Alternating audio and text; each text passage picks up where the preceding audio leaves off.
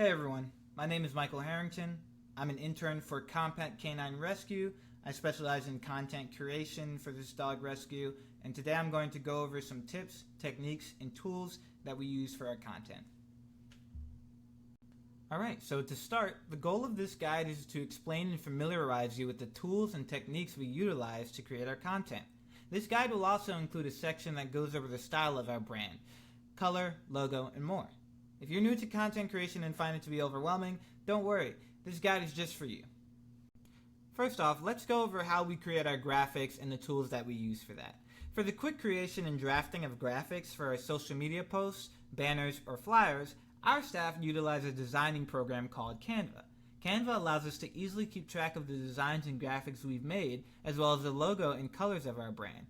Canva has many features that allow for quick and easy graphic creation, such as templates, Canva themes, and AI tools. First off, templates are designs that are readily available for designers. Templates can provide a good base for a designer to edit or change. This could mean changing color, adding elements, or more. This is super important for a beginner designer because templates will allow them to edit in elements that fit what they're trying to convey. Next up is Canva Teams, an important tool for our staff to share designs with each other and keep track of our brand logo and colors. If you look on the left side of the screen, you can see that we have our logos and our color palette saved into the system. This is super useful to come back to, especially when you're creating designs.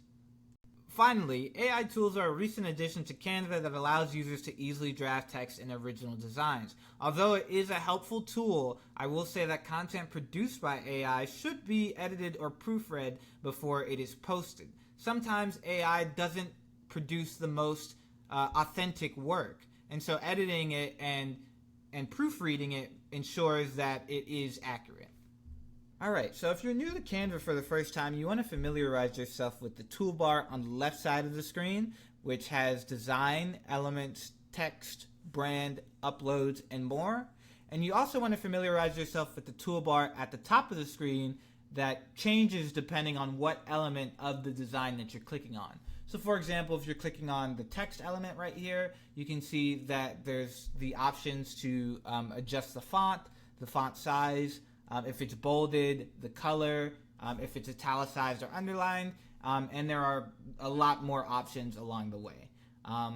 And with the image element, you can see that you can edit it, you can crop it, you can flip it, you can change the color, the stroke style, the corner rounding, and a lot more as well. So that's going to be super important in making the design the best that it can be, and just play around with it a little bit and see what you can come up with.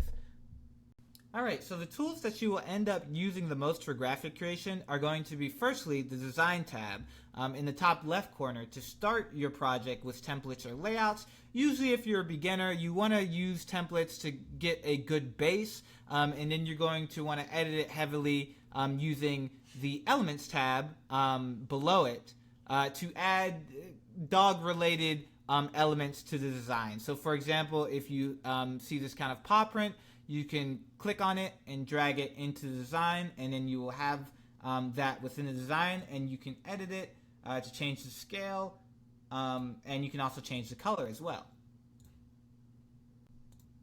Alright, so the next tab up is going to be the Text tab, which is basically used to add different styles of text or text formats. You can see here that we have the title, a heading, a subheading, and a little bit of body text. And you can see here that, say for example, the title is too small or it's too big, I can always just scale it down like so. Or I can go into font size at the top here and either click the minus button to decrease font size or the plus button to increase it.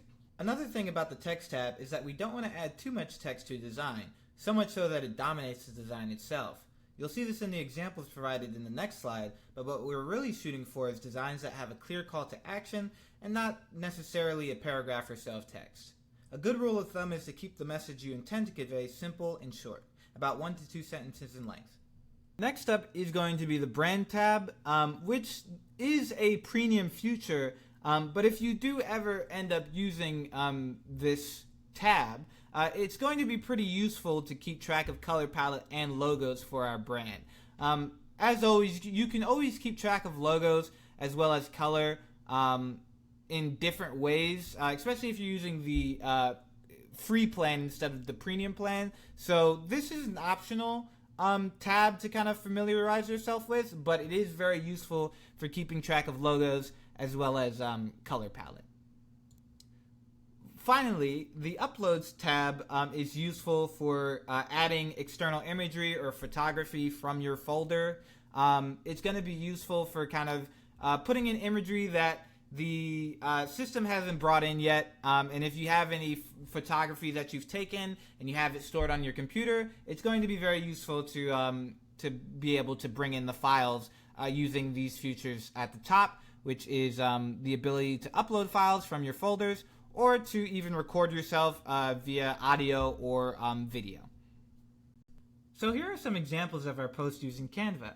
Here you can see that we have 2 flyers and 1 banner, and on the 2 flyers in the top right, you can notice that we have these 2 logos. These logos are super important to let our audience know that yes, this is our design, and just as well, the colors from the color palette reinforce this idea. So using color palette and the logo is super important to making a really good design. But if you want to make a design even better, consider what elements you can add to convey that we are dog rescue, such as paw prints, imagery of dogs, or anything else that you can think of. Okay, so now we have our color palette, and as previously mentioned on the left side, we have had this color palette in the brand kit, and what's really cool about this is that you can use this to shuffle the colors. So say you're working on a graphic that has colors that don't fit the brand, then you can just use this feature and it'll shift the colors to fit the brand.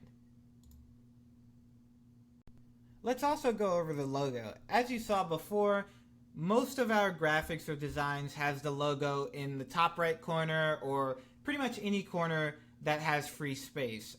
Or you can put it into the center of the design. Most importantly though, we want to make sure that the logo is visible and that any text or imagery isn't overlapping with the logo, and that especially color isn't overlapping with the logo. So we don't want these logos that have navy blue and blue to be on a navy blue background, because then the text won't be visible. Alright, so that concludes the content creation guide. If you have any questions or concerns, feel free to contact our number or email below, and thank you so much for your time today.